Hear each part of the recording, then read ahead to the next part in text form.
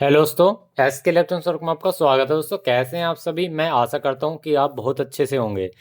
दोस्तों आज की जो हमारी वीडियो है काफ़ी बहुत अच्छी वीडियो होने वाली है, क्योंकि आजकल क्या हो रहा है, टोटली हमारा एलईडी टीवी सॉफ्टवेयर बेस पे है। अगर इसमें सॉफ्टवेयर में एक छोटी सी भी दिक्कत है, डेड कंडीशन में चला जाता है, हैंग ऑन लोगों पे चला जाता है, कोई ऐप चलता है चलते चलते कट जाता है, फेल वगैरह दिखा के वाईफाई नहीं चलता, ये सारी चीज़ें सॉफ्टवेयर से रिलेटेड दिक्कत आती हैं। तो चलिए दोस्तों, आज हम आपको बताएंगे किस बोर्ड में किस तरह से सॉफ्टवेयर डाला जाता है, क्योंकि ये मैं आज आपको एक ये सारे कॉन्सेप्ट क्लियर कर दूंगा कि कौन से बोर्ड में कैसे डाला जाता है। क्योंकि हर बोर्ड में एक जैसा नहीं होता।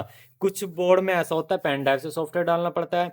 कुछ बोर्ड में ऐसा होता है कि दोस्तों अपने बटनों से ही रीसेट वगैरह सॉफ्टवेयर मतलब सॉफ्टवेयर का रिकवरी हो जाती है। कुछ बोर्ड में हमारे सॉफ्टवेयर का प्रोग्रामर की ज़रूरत पड़ती है। किसी बोर्ड में हमारे आर एक्स टी सिग्नल की ज़रूरत पड़ती है।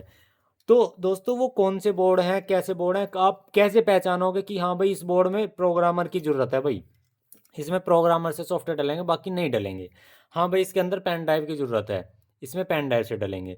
ऐसा होता है। चलिए मैं आपको बताता हूँ किस किस कंडीशन में। दोस्तों देखिए, हमारे सॉफ्टवेयर डालने के तीन तरीके होते हैं। एक तो होता है कि भाई इसकी आपने जो मेमोरी आईसी है वो निकाली, यहाँ पे अपने प्रोग्रामर पे रखी, और इसमें इस तरह से मतलब यहाँ पर लगा के लगा दी, और ये यूएसबी कनेक्ट कर दिया, जो भी सॉफ्टवेयर है हमारा वो डाल दिया। एक तरीका ये होता है। दूसरा तरीका ये होता है, और वो मैं ये भी बताऊंगा कि भाई वो तरीका कब काम आता है। दूसरा तरीका ये होता है कि हमारे ये इसमें 4 पॉइंट हमने लगा रखे हैं इसके अंदर। यहाँ पे ये प्रोग्रामर है हमारे पास CH 341A, ठीक है, मिनी प्रोग्रामर बोलते हैं इसको। तो इसमें क्या होता है, यहाँ पे TXD RXD और ग्राउंड और 5 वोल्ट होता है। तो 5 वोल्ट को छोड़ देते हैं हम, यहाँ पे TXD RXD और ग्राउंड लगाते हैं। लेकिन यहाँ पे जो लगता है उसके अपोजिट लगता है बोर्ड पे, और वो भी जिस बोर्ड में होगा उसी में ही लगता है। अब जैसे कि मान लीजिए ये वाला मेरे पास बोर्ड है, इसमें हमें ढूंढना पड़ेगा TXD RXD कहाँ पे है इसकी, अगर हमें इसे रिकवरी मोड में लाना है या ये सॉफ्टवेयर नहीं ले रहा है उसके लिए। तो दोस्तों हमें इसमें किसी किसी में होता है, किसी में नहीं होता। तो दोस्तों उसमें क्या करना पड़ता है, हमें VGA से करना पड़ता है। या किसी में नहीं होता तो दोस्तों हमें प्रोग्रामर मतलब चिपी उतार के लगानी पड़ती है। तो चलिए मैं बता देता हूँ।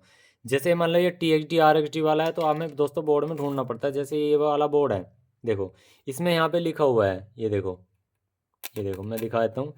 यहाँ पे लिखा हुआ है, ये रहा TXD। ये TXD का पॉइंट है, हमने इसके अंदर करा था TXD। यहाँ लिखा हुआ है RXD, ये देखो RXD। और यहाँ था हमारा ग्राउंड, ऑलरेडी ग्राउंड तो वही है जहाँ लोहे का पॉइंट होता है। यहाँ RXD या TXD। तो यहाँ पे जहाँ TXD होगा यहाँ पे ट्रांसफ़र सिग्नल होगा, तो वहाँ पे RX सिग्नल होगा, यानी कि यहाँ से ट्रांसफ़र होगा तो वहाँ रिसीव होगा, और वहाँ से रिसीव होगा तो यहाँ पे ट्रांसफ़र होगा, मतलब यहाँ से अपोजिट होगा, तब ग्राउंड पे लगा देना है। तो हम इसके अंदर ऑन करके इसको सॉफ्टवेयर कर सकते हैं। अब चलिए दोस्तों मैं आपको ये और बता देता हूँ पेन ड्राइव की कब ज़रूरत पड़ती है। देखो दोस्तों, अगर आपका LED TV stand by mode में है या सॉफ्टवेयर की वजह से बिल्कुल डेड है, ठीक है, क्योंकि दोस्तों एक बड़ा प्रोग्रामर होता है वो काफ़ी महंगा होता है, 30-35 हज़ार रुपये का होता है, उसकी कब जरूरत पड़ती है, जब पेन ड्राइव से हो जा रहा है 100-150 250 रुपये की पेन ड्राइव से काम, तो भाई इतने बड़े प्रोग्रामर की लेने की क्या जरूरत है। तो वो भी आपको बता देता हूँ मैं। जब आपका एलईडी टीवी बिल्कुल बंद पड़ जाए, बिल्कुल बंद पड़ जाए, वो कोई भी कमांड ना ले रहा हो या कुछ भी नहीं हो रहा हो, सिर्फ रेड लाइट आ रही हो और सारे वोल्टेज वगैरह ओके हो, लेकिन सॉफ्टवेयर की प्रॉब्लम है उसके अंदर, आपने कंफर्म कर लिया सॉफ्टवेयर की प्रॉब्लम है। कंफर्म करने के लिए सॉफ्टवेयर की प्रॉब्लम है तो हमने इस पर ऑलरेडी वीडियो बना रखी है, हमारे चैनल पे जाके देख सकते हो। अब हमने मान लीजिए कि इसके अंदर कंफर्म कर लिया भाई सॉफ्टवेयर की दिक्कत है। तो जब बिल्कुल डेड होता है तो दोस्तों उस कंडीशन में हमें प्रोग्रामर आईसी निकालनी पड़ती है। प्रोग्रामर आईसी को पहचानने का तरीका क्या होता है, ये बहुत अच्छी चीज़ है कि प्रोग्रामर आईसी को पहचानने का आपको तरीका पता होना चाहिए। क्योंकि जब तक आपको प्रोग्रामर आईसी पहचानने का तरीका नहीं आएगा, जब तक आप प्रोग्राम नहीं कर सकते। इस तरह के बोर्ड होते थे, या मतलब ये पुराने मॉडल के बोर्ड होते, तो इसमें क्या होता था, फ्लैश आईसी जो है जिसे प्रोग्रामर आईसी बोलते हैं, उसकी पहचान होती थी। वो एक चौड़ी सी आईसी होती है, देखो ये एक आईसी है, ठीक है, ये भी 8 पिन की आईसी, लेकिन इस आईसी में और इस आईसी में फ़र्क है। इसकी ये फ्लैश आईसी है, ये इसकी मेन आईसी है। तो इसमें फ्लैश आईसी यानी कि सॉफ्टवेयर इसके अंदर डलता है। यहाँ पे लिखा हुआ है, देखो ये फ्लैश लिखा हुआ है, फ्लैश आईसी। तो ये हमारी एक प्रोग्रामर आईसी, इस आईसी को उतार के यहाँ पे लगा दिया जाता है। यहाँ पे देखो, यहाँ पर जिस कंडीशन में रेड लाइट आ जाती है सिर्फ, तो उस कंडीशन में दोस्तों पेन ड्राइव से सॉफ्टवेयर नहीं लेगा, उस कंडीशन में इससे सॉफ्टवेयर नहीं लेगा, उस कंडीशन में आईसी यहाँ पे उतार के लगानी पड़ेगी। ठीक है। अब आता है बड़ा प्रोग्रामर। बड़े प्रोग्रामर में क्या होता है, यहाँ से हमें इसमें इस तरह की आईसी नहीं मिलेगी, हमें इस तरह की आईसी मिलेगी।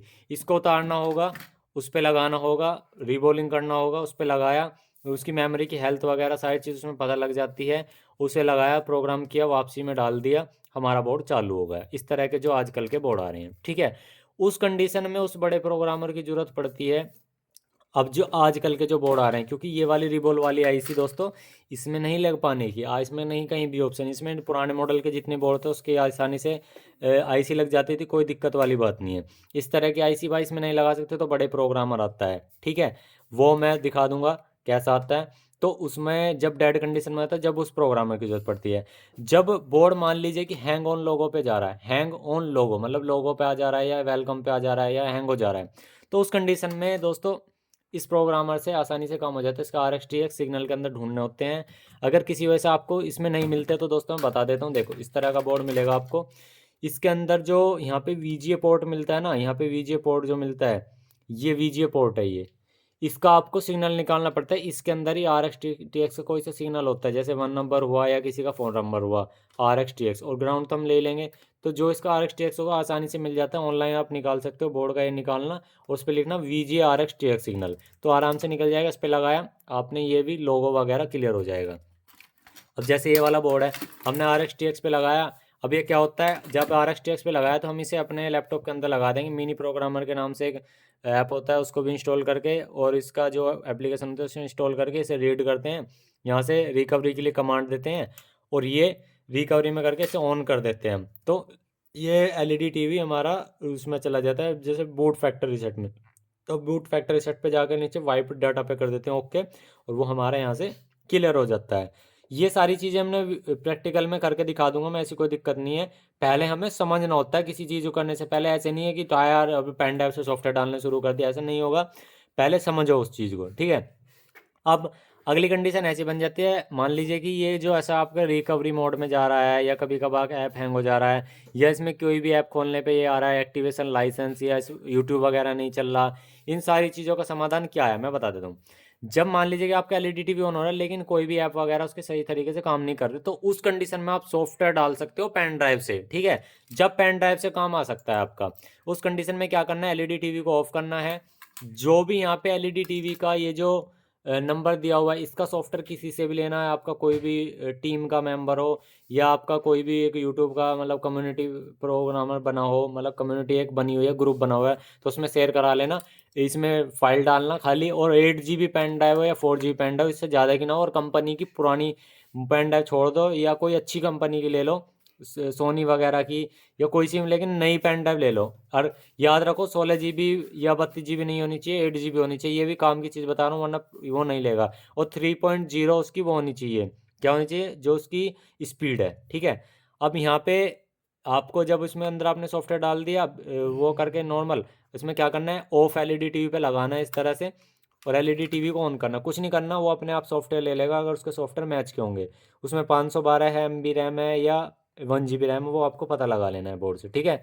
तो ये तरीका होता है सॉफ्टवेयर डालने का। अब आपको पता लग गया होगा किस किस कंडीशन में पेन ड्राइव से डलता है, और किस कंडीशन में इससे डलता है, किस कंडीशन में दोस्तों बड़े प्रोग्रामर से बड़े प्रोग्रामर जब डलेगा, जब आपका बोर्ड डेड होगा, सिर्फ सॉफ्टवेयर की दिक्कत होगी, तब आपको आईसी निकाल के उस पर लगानी है। अगर छोटी आईसी है तो इस पर लगानी है, इससे काम हो जाएगा मिनी प्रोग्रामर से। अगर दोस्तों आपका रिकवरी वगैरह में है तो इससे भी हो जाएगा, या पेन ड्राइव से भी सॉफ्टवेयर डाल के हो जाएगा। तो ये दोस्तों तरीके पता होने चाहिए। जब तक आपको ये तरीके नहीं पता होंगे तो सॉफ्टवेयर नहीं कर पाओगे।